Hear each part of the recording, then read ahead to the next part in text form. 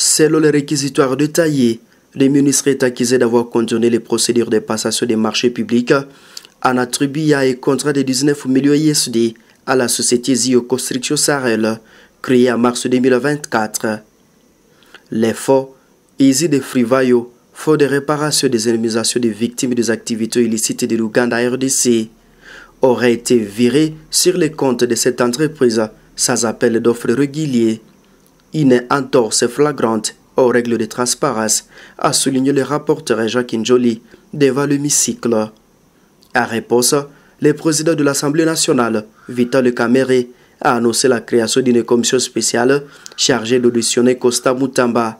Je cite, « La plénière statuera sur l'autorisation de l'information judiciaire après l'examen des éléments par cette commission », a-t-il déclaré.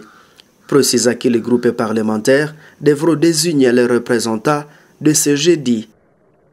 Un membre du groupe qui fera partie de la commission qui va qui va se pencher, qui va auditionner les ministres d'État et après que le procureur général de la République ait présenté son réquisitoire. Et ça vous reviendra maintenant en plénière pour autoriser l'instruction. Voilà. Merci beaucoup, honorable député et chers collègues. Honorable député, chers collègues, nous passons sans plus tarder au second point consacré au contrôle parlementaire par l'audition de la question orale avec débat adressée à monsieur le directeur général de l'Office des voiries. Des questions orales avaient déjà été déposées contre les ministres par le député Fontaine Mangala et Willy Michiki. Ces derniers invoquent un réseau systémique de détournement et impliquant également le ministre des Finances et du Budget.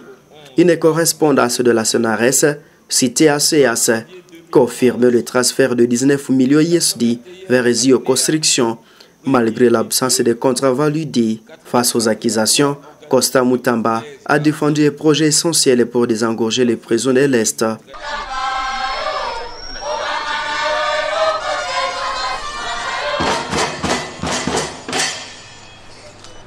Accente, Mungu amebariki.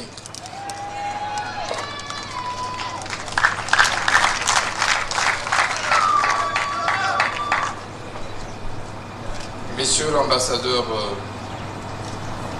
de la Suède en République démocratique du Congo, Monsieur le représentant du pays du PNUD, honorable président de l'Assemblée provinciale du Tanganyika, Monsieur le gouverneur de la province du Tanganyika,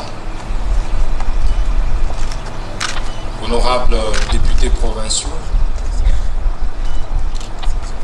Messieurs le ministre provinciaux, Monsieur le représentant du Conseil supérieur de la magistrature, Monsieur le premier président de la Cour d'appel ici représenté, Monsieur le procureur général près la Cour d'appel de Kalemi, dans la province de Tanganyika, Mesdames et Messieurs, distingués invités en vos titres et qualités respectives. C'est un honneur pour moi de me tenir par devers vous ce jour pour inaugurer ces bâtiments prestigieux du Palais de Justice de la province de Tanganyika.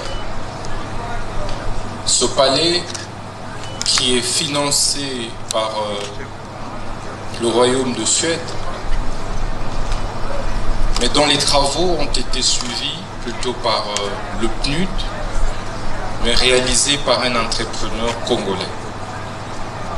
C'est impressionnant de voir la qualité du bâtiment, mais également le coût que cela a représenté pour sa construction. je tenais, au nom de son Excellence, Monsieur le Président de la République, chef de l'État et magistrat suprême, au nom de son Excellence, Madame la Première ministre, chef du gouvernement, vous témoigner de la profonde gratitude du gouvernement congolais, vous témoignez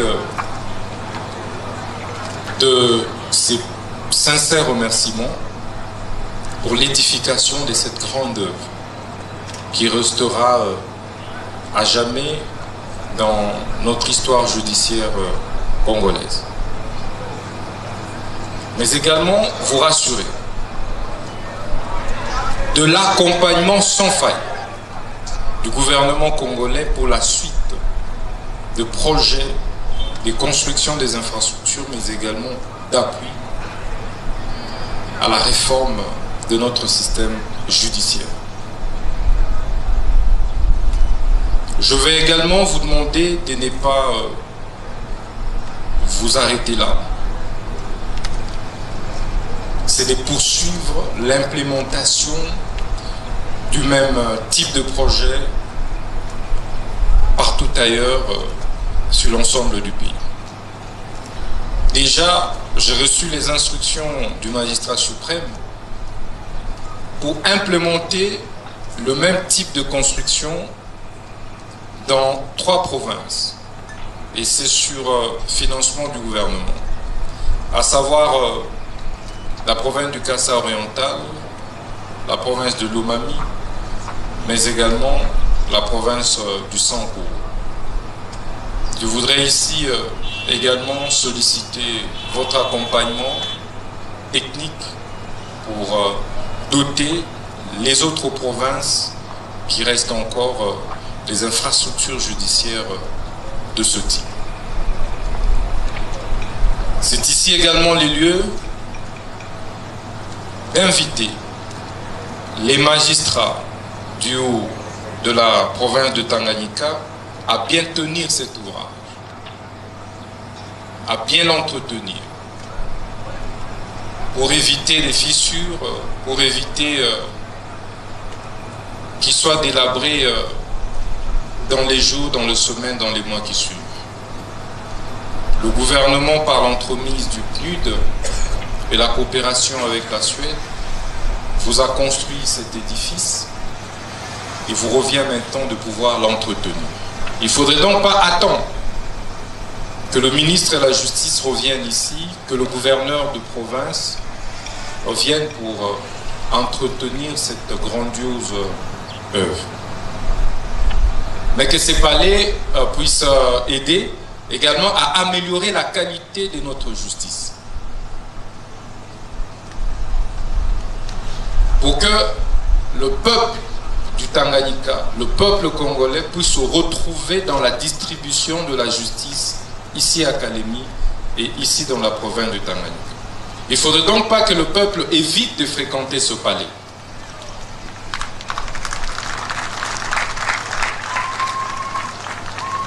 Ça doit être un palais qui rassure les justiciables, parce qu'il est construit pour les justiciables. Et cela dépendra de votre attitude, dépendra de votre comportement au quotidien. Dans chaque acte que vous poserez, vous devriez vous rassurer que cela conforte les attentes de la population.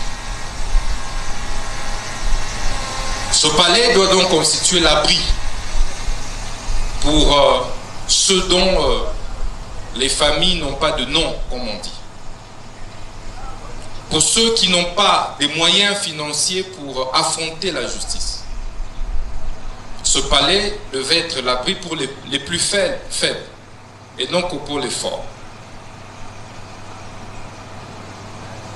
C'est donc une responsabilité plus qu'un honneur.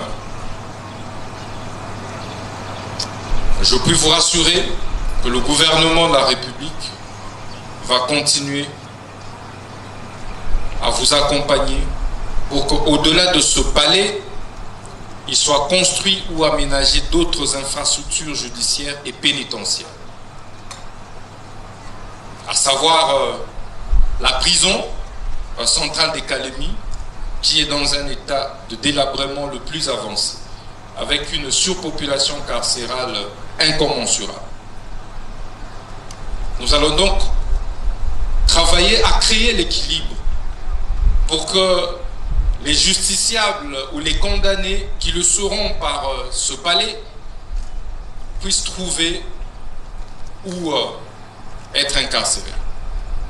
Donc la deuxième priorité pour nous, la plus pressante, c'est donc la construction d'une nouvelle prison ici à Kalemi. Pour nous rassurer que les conditions carcérales répondent aux normes et standards internationaux.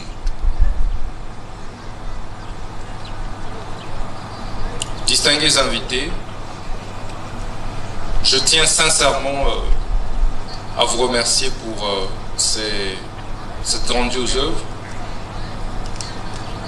Je tiens sincèrement à vous rassurer en même temps de la disponibilité du gouvernement à pouvoir continuer à accompagner le PNUD ainsi que le Royaume de Suède. Je vous remercie pour l'attention que vous avez accordée à notre petit mot. Nous allons nous revoir bientôt pour la visite de la prison et d'autres sites qui nécessitent impérativement une autre coopération avec le Royaume de Suède ainsi que l'accompagnement du PNUD. Je vous remercie, que Dieu vous bénisse. Merci beaucoup. Excellence. Évalué à 29 millions USD, il affirme que les fonds sont séquestrés et que les dossiers est en examen à la primature. Le ministère des Finances, par voie de communiqué, a nié tout décaissement effectif. La suite de la procédure dépendra désormais des auditions menées par la commission. Après celle du ministre, le procureur général sera à son tour étendu pour étayer sa requête. La plénière devra ensuite trancher, maintenir l'immunité parlementaire du ministre ou ouvrir la voie à des poursuites judiciaires.